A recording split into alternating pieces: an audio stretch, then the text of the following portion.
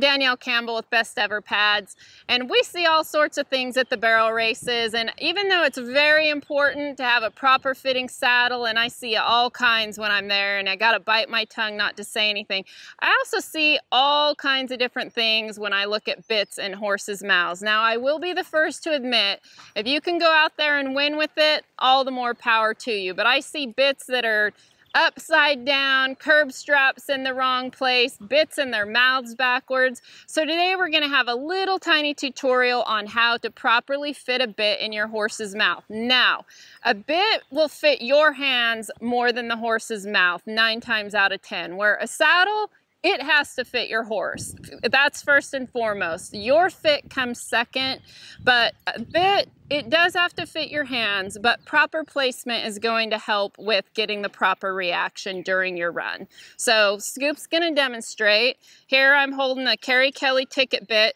The great thing about this bit is you can use this so many different ways, with a curb, without a curb, and I'm gonna tell you a little bit about that too. In general, the tighter your curb, the stiffer feel you're going to get from a bit. So a lot of times I actually use this bit with no curb strap at all. It's one of those bits that's made to be able to use with or without a curb. Sometimes I use just a plain leather strap or a nylon cord. You can use a chain. What kind of curb strap you use, how you adjust it is going to change the entire feel of this bit in your horse's mouth. But one thing always remains constant for me with every bit I personally use, and that's how far up in the horse's mouth I like it. Some people like their bits low, some like them to barely make contact. I actually like a bit to be a little higher in my horse's mouth, especially one that has some slide to it. I want it to already have contact. That way when I touch the reins, I want an instant reaction. So if the bit has to ride up in their mouth before it makes contact, it doesn't really do me any good. I mean, we're competing for thousandths of a second out there. I need reactions to be very quick and very subtle. Therefore, I want to do as little as possible with my hands, and that bit is my tool to help get that accomplished. So I'm going to put this on Scoop. I always have bit guards on my bits, but just for demonstration purposes, so I can show you where I like it on him, I'm going to put both of the bit guards on one side so you can see where it sits in his mouth. Another thing, you can see this is a 2-piece mouthpiece. Another rule of thumb, the more breaks a bit has, whereas if I have a chain or a 3-piece dog bone, sometimes even a 4-piece, I'm going to get more bend out of my horse, whereas a 2-piece is going to be a little stiffer. And a lot of times I ride a mullen, which is just a straight round bar, and that's going to be the stiffest feel yet because there's no breaks. Port can usually give you a stiffer feel as well.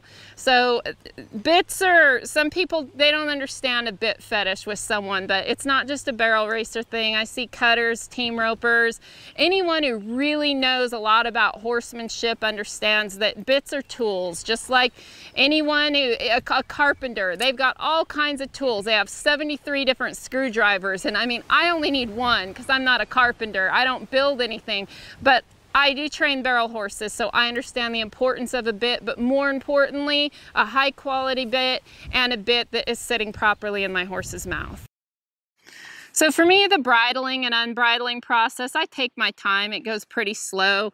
I mean, I ride a lot of young horses who might be losing caps, whatnot. So I always make sure that actually putting the bit in their mouth is a positive experience as well as releasing it from their mouth. So the first thing I'm gonna do is I put my hands on each side. This horse kind of knows the drill, but if he were to have a problem, I would just put my middle finger over on the other side in the corner of his mouth, ask him to open it. I don't want to shove this in past his teeth. Luckily, he doesn't have an ear problem, so we do pretty well. As you can see, I don't do bridle paths either, so I always have a little bit of a mess going on up here, but I think it just adds to their sex appeal.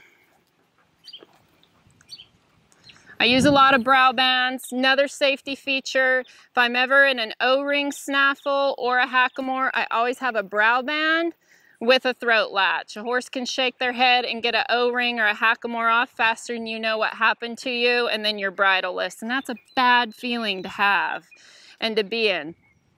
I can't really show this bit dropped much lower in his mouth because he has an abnormally large head. He's a dash to fame, so that just comes with the territory. I'd like to say it's because they have bigger brains, but I don't know if that's true or not. So, but this is actually exactly where I would ride. You can see we've got 2 little smile marks here. And that way, I mean, right away when I pull this bit, it's going to make contact. Again, whether I'm running an O-ring snaffle, a shanked bit with no slide, any form of bit with slide, this is exactly how I always have them in the horse's mouth. I never raise it higher. I never drop it lower. This is what I do. Unbridling. Also, this goes along with safety. If I were to have a German martingale, any kind of martingale tie down, anything on this horse's head, I would always undo that before I try to unbridle my horse. That way they don't get scared of anything and set back and have the martingales or the tie downs still hooked up, which is going to cause a huge wreck. I've seen it happen in person. Not a pretty thing. So I'm always going to unbuckle everything. Any apparatus tying his head down comes off. Doesn't matter the age of the horse, whether they're young or old, I always let the horse release the bit from his mouth. I feel like this is so important. It keeps the horse calm, relaxed, and anything that helps keep them from being too apprehensive about having a bit in their mouth at all is going to help me overall when I'm riding them. So again, seems so basic, shocking how many people don't do it. Simply just pull the headstall over the ears and just let him, see how he just let that bit fall out of his mouth? A lot of people will just pull the headstall off, the bit hits the back of the horse's teeth, especially a young horse. They get scared, they bring their head up. I'm a huge believer that all of that stuff plays a role in how your horse is going to react when you're on their back and you're having to use that bit as a tool that's actually going to help you win money. I'm Danyelle Campbell with Best Ever Pads. Thank you for watching.